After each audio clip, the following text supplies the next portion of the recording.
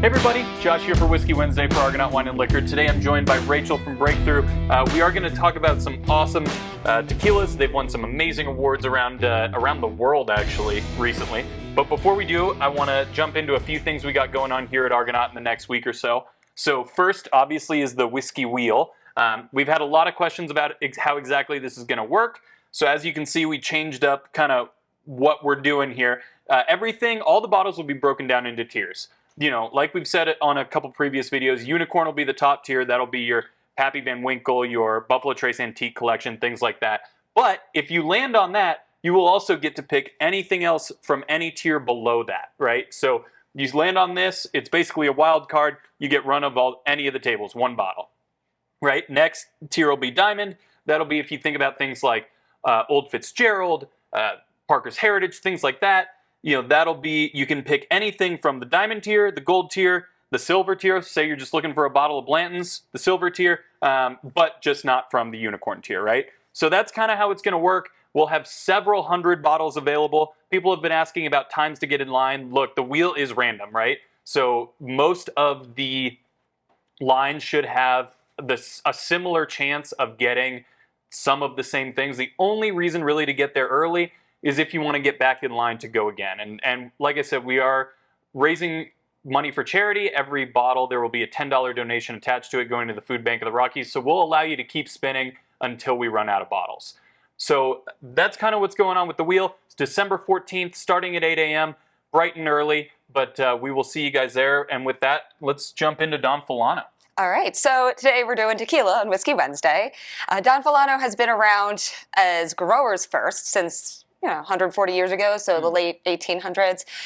So for 5 generations now, they've been growing their agave. In fact, the Fonseca family, once they immigrated here from Portugal, they became the largest owners of an agave farm. And they still remain to be today. Then around the 70s, they decided, hey, we're selling this. We have to really take care of our product. We cross-plant. We really want to make sure it's always very mature agave, Maduro and Pinto. Let's get into actually making tequila. So it wasn't until an opportunity arose in the 80s for them to purchase La Tequileña, which is actually a 100-year-old distillery at that point, which had ample history of its own. They got the keys and realized they knew nothing about making tequila.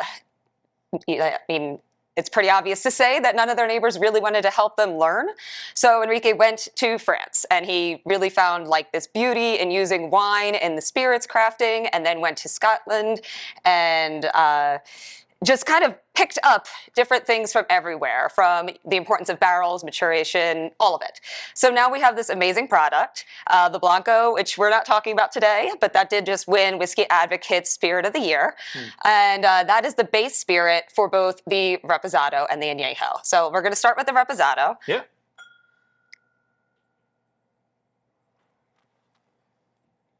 Really bright nose. I mean, kind of reminds me of like a little bit of grapefruit, a little bit of citrus notes in it. You know, you still get some of the peppery notes from the agave, but it's not overwhelming on any of the barrel characteristic. Yeah, but it still definitely presents as a very Highland style tequila. So their entire farm grows on a Toto Nealco. So they have a cooler climate, but a lot more sugar in their agave plants itself. They also are completely additive free. So not only are they one of the very few remaining family-owned farm-to-bottle distilleries that we have, they also only use volcanic natural spring water that runs through their distillery. And then their agave, which is not using any pesticides or anything like that, and then a yeast that they curate themselves.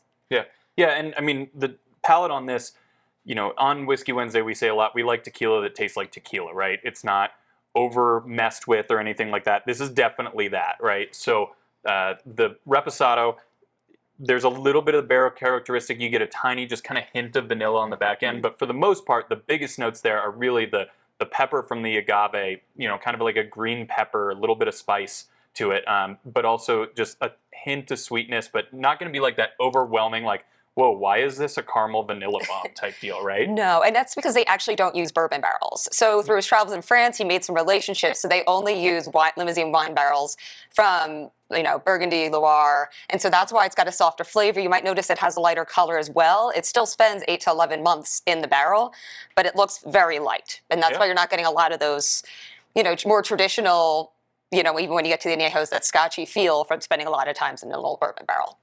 That's great. Yeah, and for those of you who don't know, the only differences legally between Blanco, Repo, and Añejo are how long it spends in the barrel, right? So for a Blanco can be rested in a wooden barrel up to 2 months. Anything from 2 months to a year, 364 days is a Reposado, and then anything from 1 year to 3 years is an Añejo. Anything over 3 years is an extra Añejo. So an 8 to 11 month Reposado is definitely on the higher end. There are people who do 2 months and a day, 3 months, but an 8 month to 11 month Reposado, more barrel characteristic, but doesn't necessarily show in the product. It's not overdone. It's not overly sweet. Exactly.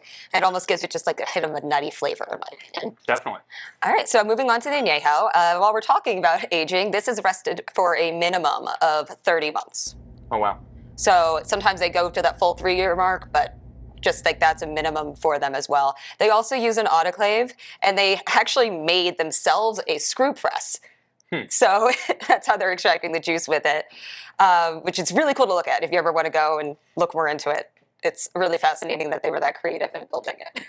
Yeah.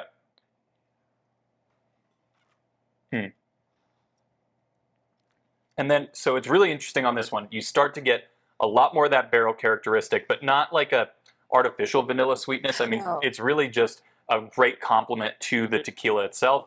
This is something I would say if you're a whiskey drinker, this would be something you might want to switch over and try.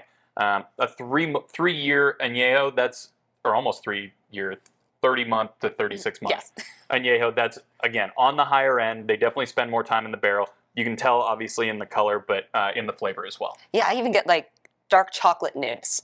Definitely, yeah. That pulling through, it's really lovely. And some of that like citrus fruitiness has kind of transitioned to more of a, dark fruit like dates, figs, dried fruit type spice in it. And that's, for me, this is one of the types of tequilas I certainly like to drink more, neat as opposed to in a cocktail or in a shot or something like that. But this neat on the rocks, you could maybe make a really good old fashioned with it, substitute whiskey.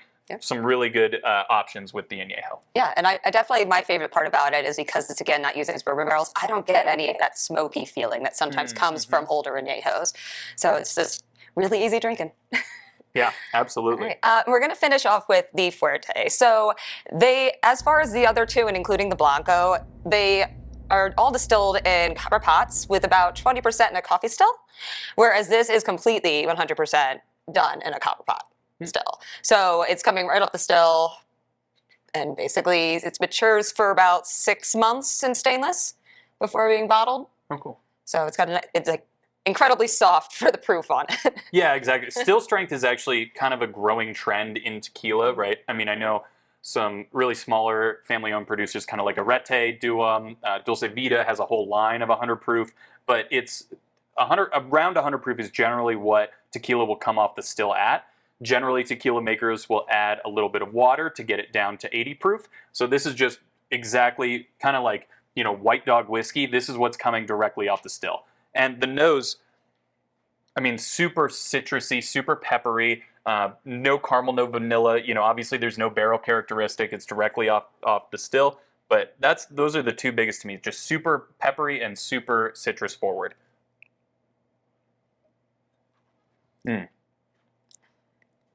That's delicious. That has It's really good. It's super citrus forward. I mean, almost like a lemon, but again with that back end, some of the black pepper, some of the green pepper, some of the spice there. That would go fantastic in like a margarita, because it's got certainly more flavor than your general Blanco, and also some more proof. It'll stand up to all the mixers and things you're putting it in with.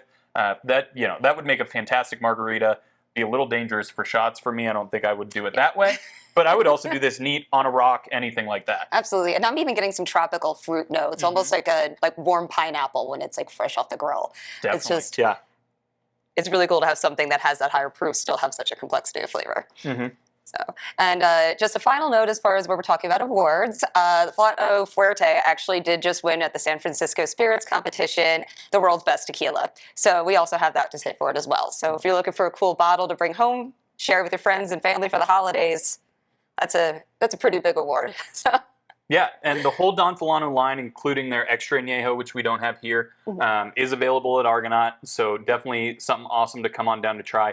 Also, this weekend, we have holiday wine samplings going to be Bubbles with Mott's. That's going to be Friday from 4 to 5, Saturday from 3 to 4. And Don Fulano will be here all the time. As always, guys, anything we feature on Whiskey Wednesday, you get extra entries into our lottery. Currently, our lottery is our Pappy Van Winkle lottery, our biggest one of the year. So definitely get your entries in. Some other things we're getting extra entries for are any of our barrel picks and the Jack and Hank's Vodka 175s, which you get 2 entries for. So yeah, guys, it's an awesome time to be a whiskey fan or a tequila fan at Argonaut Wine and Liquor. We will be doing the drawing for that Pappy Van Winkle lottery on December 26th. We'll start drawing names. Calls will go out either that day or soon thereafter. So happy holidays from Argonaut. Come on down, give them a shot. Cheers.